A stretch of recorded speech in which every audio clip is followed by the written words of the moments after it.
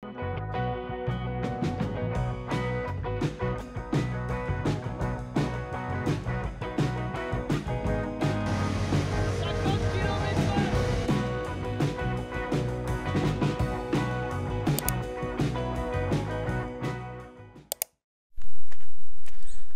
tout le monde, enfin une journée de soleil, on est le 11 novembre. Évidemment tout est dégueulasse, on est encore dans les semis, on a passé le faca pour casser les cannes de tournesol. Verdict du tournesol, les 20 hectares qu'on a ramassés, 15 quintaux, et ce qui est resté, 10 hectares, 5 quintaux, voilà, tout est dit. Donc on a passé un coup de rouleau faca pour pouvoir travailler juste derrière, pour pouvoir semer. On a enlevé le synchrospire devant le classe parce que de toute façon c'est tellement gras que ça sert à rien. La remorque avec le gros massé derrière, c'est tout simplement pour aller faucher les millet. C'est la seule journée de beau. Bon, je pense que ça va être très humide, hein, mais de toute façon j'ai pas envie de les laisser dans les champs. C'est dommage, ils étaient magnifiques quoi. L'axial c'est pareil, elle est dégueulasse. Alors ici, alors j'ai peur justement de m'embourber, donc je vais emmener le gros massé avec la remorque là-bas. Et je vais emmener un câble parce que c'est une parcelle qui est très compliquée, où je devais faire du blé, où il n'y aura pas de blé en fait, tout simplement. Voilà, l'axial est là, en plateau à tournesol. Voilà. On va faire le tour ensemble.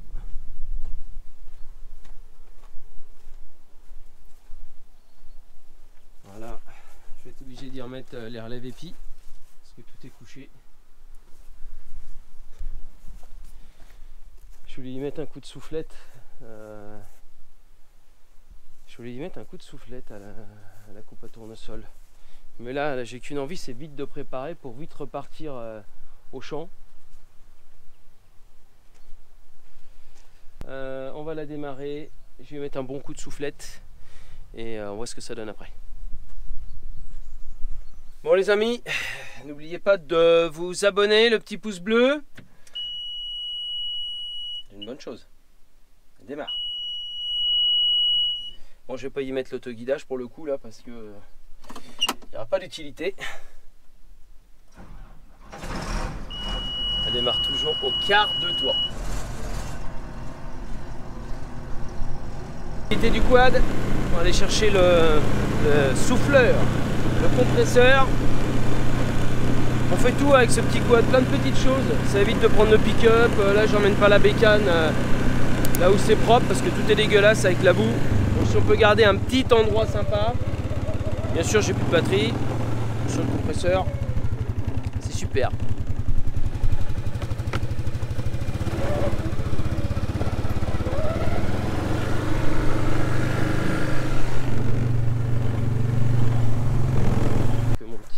Recharge batterie a fonctionné. Comme ça me permet de le laisser sur le massé. Le problème de démarrage sur cette grosse bête, c'est qu'en fait la pompe hydraulique se met en route en même temps qu'on tourne la clé, ce qui fait que ça tire beaucoup plus fort que simplement, je dirais, démarrer le moteur. Donc je la laisse en charge lente, ce qui permet de garder les batteries bien et surtout l'hiver. J'ai juste un petit clip à mettre, je vous le montrerai tout à l'heure. Donc avec ce petit chargeur là que j'ai acheté il n'y a pas longtemps, que j'avais aussi sur les voitures ou la moto. Bon, bécane soufflée. Comme ça je vais pouvoir enlever mes plateaux à tournesol. En fait c'est une rallonge qui vient se fixer dessous. Parce que comme je vais battre le millet, j'ai plus besoin de ça. Puis je vais être obligé de remettre, comme je vous ai dit tout à l'heure, les relèves épis à mon avis. Bon, en plus elle est restée dehors parce que tout est dans la boue, donc on ne veut pas l'emmener sous la cour. Ça a commencé à germer dans tous les sens. Quelle histoire!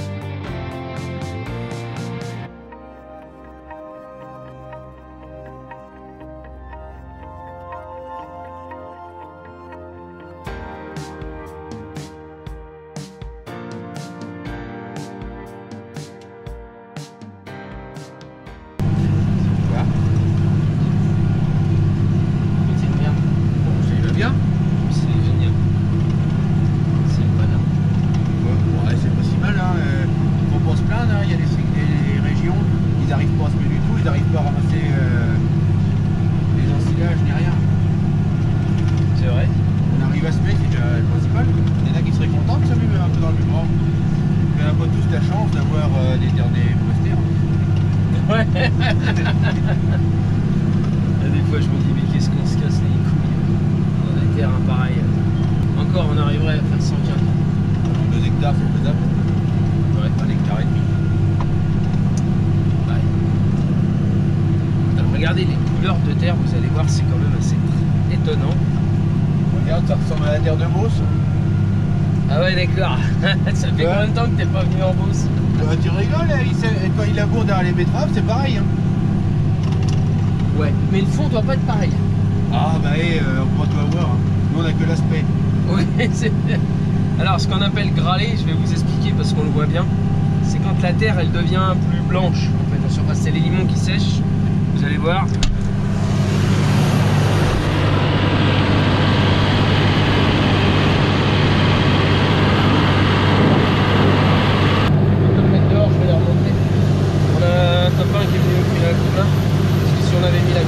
Là, on serait planté.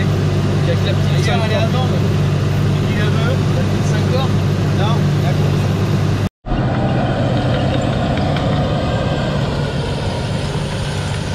Tiens, je vais vous montrer, regardez. Là, on est sur une couleur, on est sur une terre avec beaucoup plus de fer. C'est pour ça qu'on a cette couleur un peu rouille. Et là, on est plus sur du limon. Alors, quand je vous dis graler, vous allez comprendre. Ça marche, c'est gras, parce que là on laboure, sinon on n'aura jamais pu semer de toute façon. On avait passé un coup de faca ici, là on se trouve sur les précédents tournesols, donc on a mis un coup de faca qui a éclaté la canne, ça c'est top. Et sinon on n'aura jamais pu labourer, surtout avec la petite cor qui est un petit gabarit. Alors voilà. Je sais pas si vous arrivez à voir, on voit que ça blanchit, voilà. Ce qu'on appelle graler en surface. Dans ces terres-là, l'intérêt c'est de pouvoir travailler le sol, faire sécher en surface et ensuite pouvoir semer. La rotative est très peu profonde, juste pour, je dirais, faire un petit lit de semences. Mais c'est... Comment vous dire? Toi, ça y tient le moral, quoi, mais... Quand ça fait longtemps que j'ai pas labouré, bon après labourer une fois de temps en temps c'est pas la fin du monde. Et quand on voit le chantier que ça fait,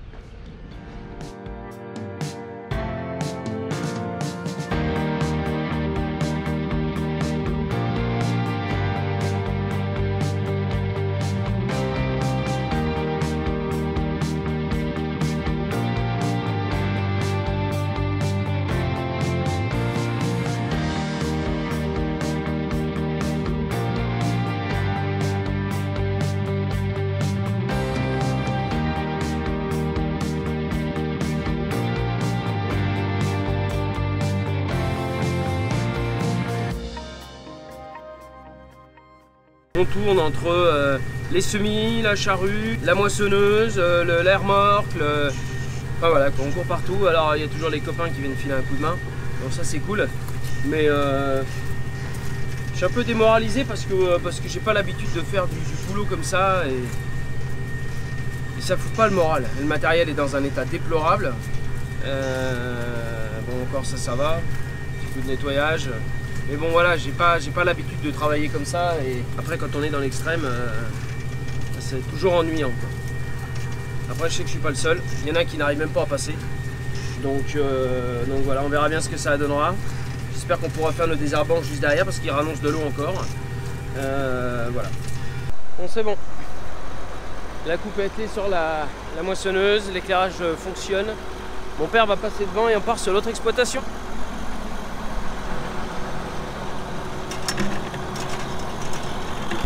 En moissonneuse, on a le temps de regarder un petit peu ce qui se fait autour. Et ben en fait, je me rends compte que je suis vraiment pas le seul à galérer. Tout le monde a ressorti la charrue, c'est un truc de dingue. Et surtout, ben en fait, il y a des endroits qui n'ont pas été semés. Alors nous, on a toujours semé, même là où il y a des drains bouchés. On a pu quand même passer avec la rotative, le semoir, mais c'était juste. Mais on voit, hein, c'est tous le même. Enfin, on voit qu'on a tous la même problématique cette année, quoi. C'est un truc de fou, quoi. Le nombre de charrues qui sont sorties cette année, c'est incroyable. Bon, là, on passe à côté de mes intercultures, là. Donc ici, il y aura des tournesols l'année prochaine. On va passer tout au rouleau Faca. Et puis, on va, avec l'IDEA, on va faire des tests. En fait, juste pour vous redonner un historique de cette parcelle, c'est celle qu'on avait fait, c'est celle que j'avais fait au Cyrus en direct sur Chaume. Je vous remettrai la vidéo en haut à droite. Et en fait, on a fait 3 variétés différentes d'interculture. Et on va faire des prélèvements de sol pour voir l'azote qui a été récupéré, en fait, comme on avait fait avec la méthode Merci. Et surtout, on va voir, je vais garder une bande de 28 mètres où je ne vais pas mettre d'azote pour les tournesols, pour qu'on voit vraiment. Alors, il y aura un peu moins de rendement, c'est évident, mais l'intérêt, c'est de voir un petit peu la proportionnalité entre ne rien mettre mais avoir une interculture, et de mettre aussi de l'engrais avec une interculture. On teste les amis. Allez, moment technique de la vidéo. Pour les agris comme pour les non-agris d'ailleurs. On est avec Fabien de l'IDEA. Bonjour. Avec qui on travaille depuis déjà 2 ans. Sur les intercultures. Et regardez un peu. On les réussit pas mal, hein. Et ça va très bien même. Donc sachant que moi je fais 1,92 et toi 2,5 m. C'est ça. Vous voyez un peu la hauteur. Là on est sur un Leaf Cover Soft qui a été semé début août avec le Cyrus d'Amazon. Et dans ce Leaf Cover Soft, on a de la moutarde blanche que vous voyez jaune. C'est celle qui fleurit jaune. Voilà. Vous avez du radis fourragé qui fleurit blanc. Et qu'on voit en bas qui fait un... On vous montre... Ah bah tiens, tac. Vous voyez, ça fait un gros radis en... Hop là. Voilà. Ça devient même un peu plus gros. Et on a de la facélie. Et voilà. J'en ai une petite ici. Petite facélie. Bon, on va se faire un calcul de biomasse. Voilà, bah on va faire tout simplement la méthode Merci qui permet de calculer la biomasse de matière sèche à l'hectare et les retours qu'on peut en espérer en quantité d'azote piégé, phosphore et potasse mobilisés et quelques autres éléments aussi que la méthode permet de calculer. Bon, on l'avait fait l'année dernière et franchement, est-ce que ça a apporté? C'est un truc de malade.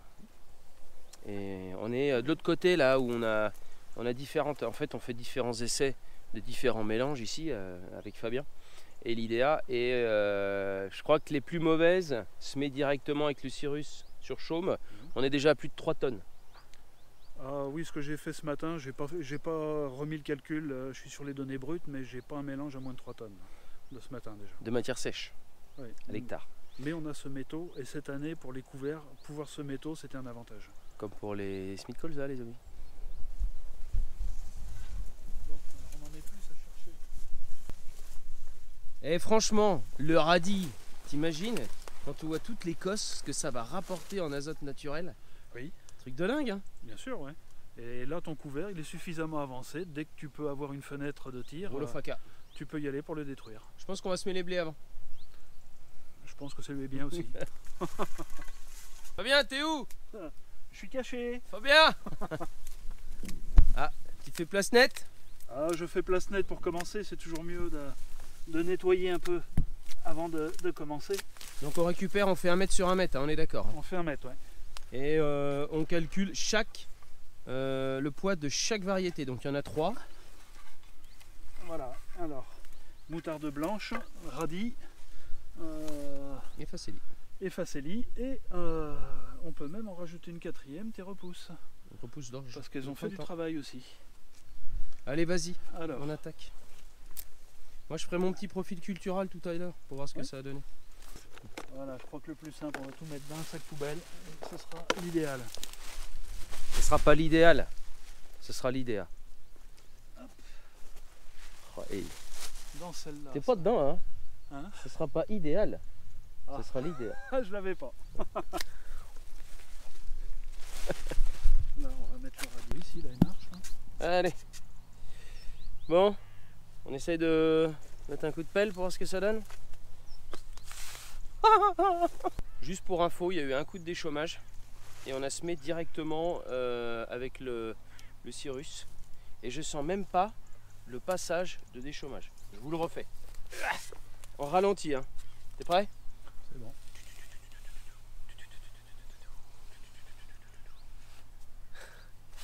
Oh la vache. Ah oui, c'est vrai que t'as une pelle bêche qui est quand même longue, toi. Hein. Bon, par contre, une humidité de malade.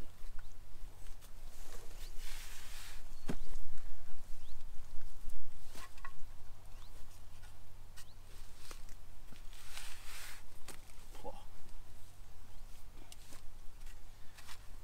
C'est le bonheur, Fabien.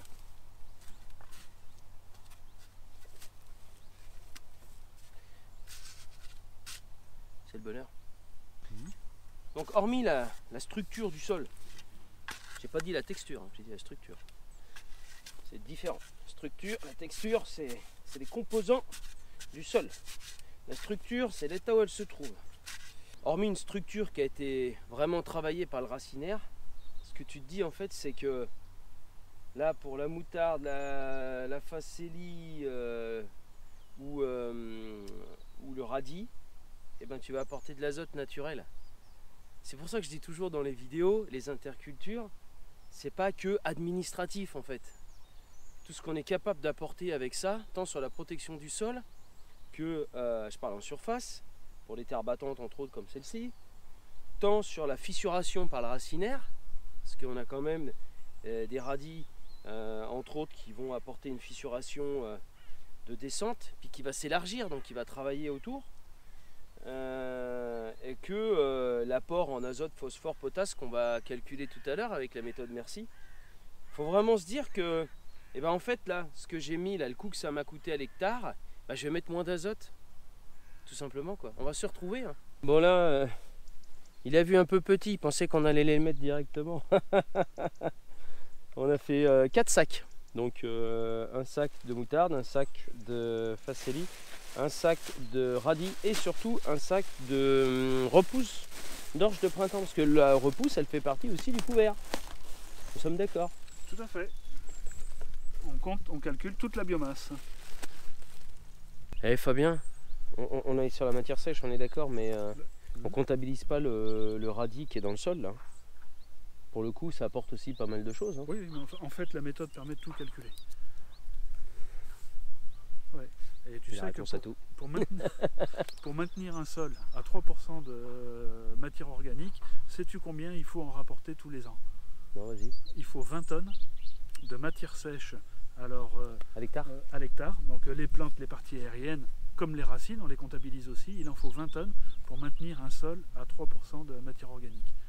Pour 4%, il faudrait monter à 25 tonnes.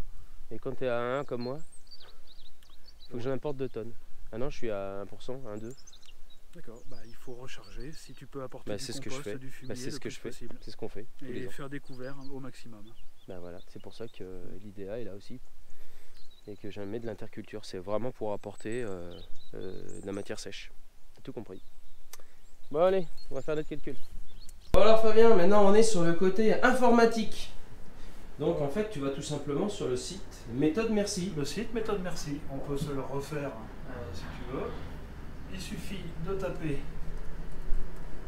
Méthode Merci. Donc en fait ça veut dire que tout le monde peut le faire pour le coup. C'est pas spécifique à l'idée. Non, c'est accessible à tout le monde. C'était une commande en fait des chambres d'agriculture du Poitou-Charentes.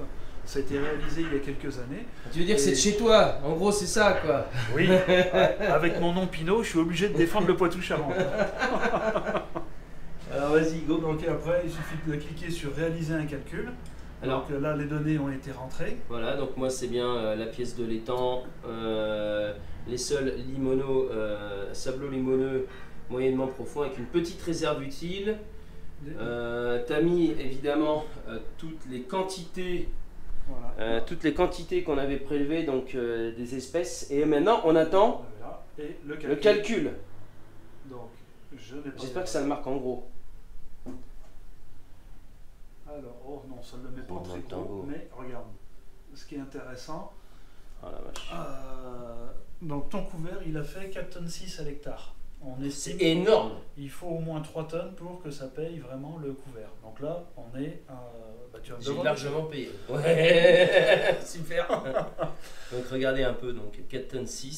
Voilà. On a piloté, on a piégé 135 unités d'azote. Donc la restitution... Il y en aura 29 qui vont être restituables pour la culture suivante. 6 kg à 30 jours, 29 à 60 jours, 6 à 90 et voilà à suivre. Moi, il y a toujours un truc qui m'a étonné. C'est ce qu'on était capable de restituer en potasse. C'est monstrueux. On est à 30 unités en phosphore. Et on est à 220 unités en potasse, mais c'est un truc de dingue. Le mélange est riche en crucifère et la crucifère c'est ce qui remobilise le mieux la potasse. Et puis soufre et magnésium. Et qui le rend disponible pour les cultures suivantes. C'est le gros intérêt des crucifères. Et forcément, crucifère ça va chercher du soufre aussi et un petit peu de magnésium. Bon, vous avez compris en fait. Hein. Bon, après on a fait une bonne levée, hein, mais on est quand même à 4,6 tonnes. Donc au-dessus de 3 tonnes, c'est quand même déjà bien. J'ai fait cette courte aparté pour que vous puissiez comprendre vraiment les bienfaits du couvert végétal, qui est très important, encore plus sur des couverts plus à long terme, tu vois, pour les futures cultures de printemps. Voilà, c'était la minute du technique. Merci Fabien. Avec plaisir. Bon voilà, la rallonge est enlevée. Je suis en train de rééquiper la machine avec les relèves épis. Parce qu'il y en a une grosse partie qui est couchée. Évidemment, le dernier qui s'en est servi, il n'a pas mis les goupilles pour mettre le reste. Je vais mettre les diviseurs. Et puis on essaiera ça tout à l'heure.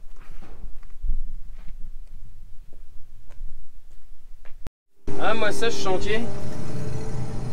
Même à côté du hangar, les sangliers ils défoncent tout. Ma belle pelouse. C'est vraiment une arnaque ce truc. Vous comprenez pourquoi je peux pas faire de maïs ici?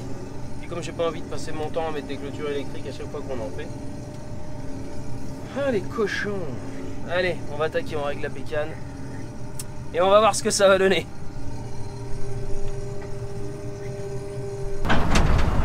Bon, Seb il a plus de semences. On a changé tous nos plans d'assolement au fur et à mesure qu'on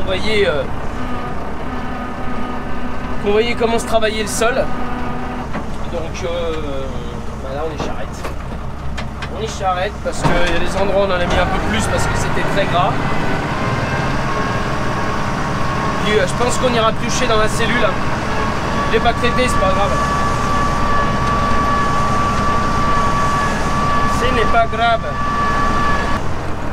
Dans la remorque, on a de la semence fermière qu'on a triée. C'est de l'Absalon. Donc cette année, on a Sacramento, Absalon et Arletty. Ça s'est pas mal débrouillé l'année dernière.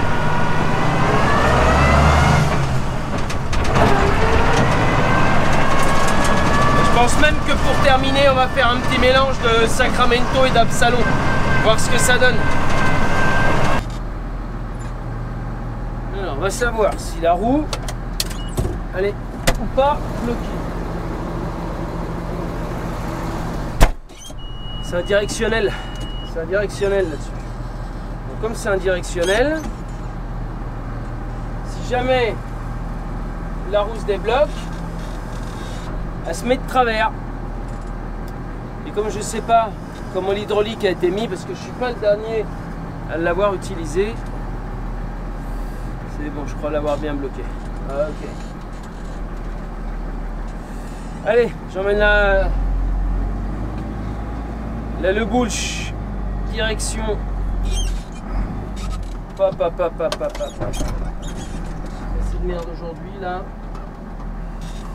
Pourquoi le relevage il n'est pas levé à fond? Voilà. Oui, j'emmène la bouche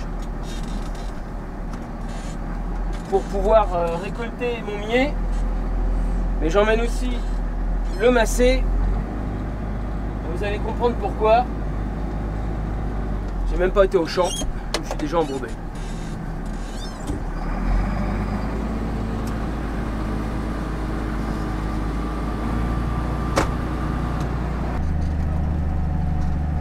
Bon, Sébastien est venu me retrouver. J'ai enlevé la benne parce que je voulais le faire en reculant, mais c'est un coup à embourber aussi le tracteur et la benne. Non.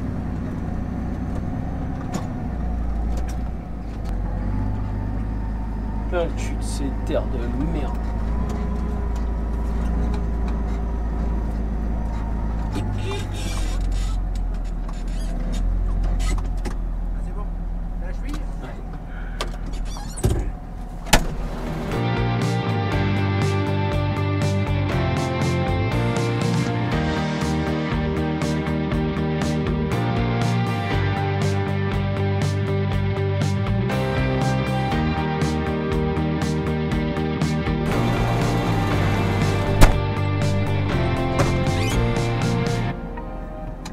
Allez.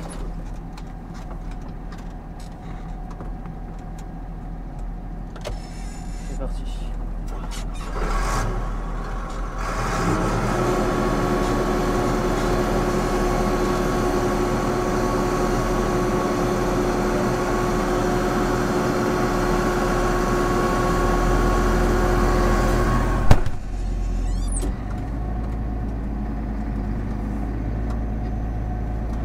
Ouais, ça arrache quoi.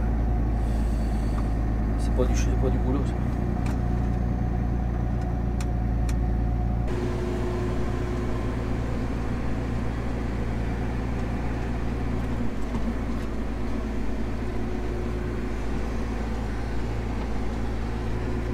Bon ben voilà, super. En fait moi je ramène mon tracteur, ça y est, ça commence à mouiller. J'ai même pas pu foutre la meuse batte. Enfin, j'aurais fait quoi? Une demi-heure de moisson dans le millet. Bon, je vais ranger mon tracteur à la ferme là-bas. Je préfère l'avoir là où on habite. Bon les amis, c'était une vidéo un peu bâtarde. Je devais faire une vidéo sur les semis de blé, une vidéo moisson de millet. Donc bah, c'était une journée de merde. On a quand même pu avancer. Ils annonçaient de l'eau que demain. On est sous la flotte. Et puis comme on est quasiment cul à cul, ça faisait du mauvais boulot. Donc fallait arrêter. Il y a eu 14 hectares de blé de semé aujourd'hui. Je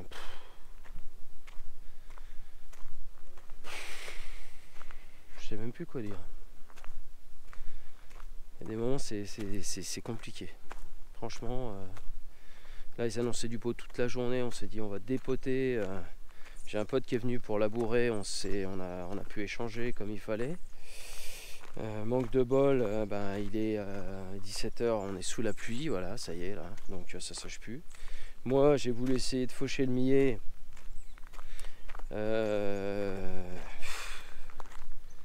J'ai réussi à embourber la machine avant de passer. Enfin, c'est quand même énorme.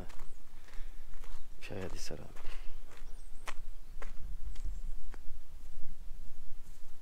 Et ouais, il nous a quand même pas mal aidé celui-là, je vous le dis. Moi. Allez, quoi qu'il en soit, on va essayer de garder le moral. Bon, les colzas là, on voit que les graminées sont en train de cramer, donc ça c'est bien. Eux, ils sont beaux. Et puis on va voir ce que ça va donner pour la suite. Il nous resterait encore 14 hectares de semis sur 34, une vingtaine d'hectares.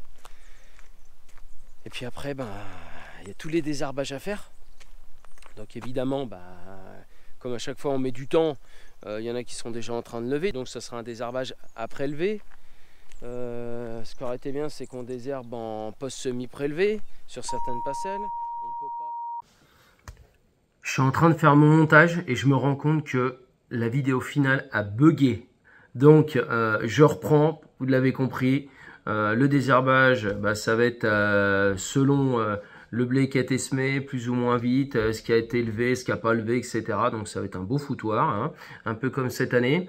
En tout cas les amis, si vous avez aimé les vidéos, likez, partagez.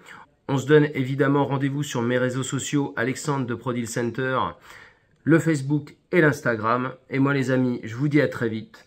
Je dis plus ce que je vais faire en vidéo parce que je n'en sais rien du tout. Allez, ciao, bye.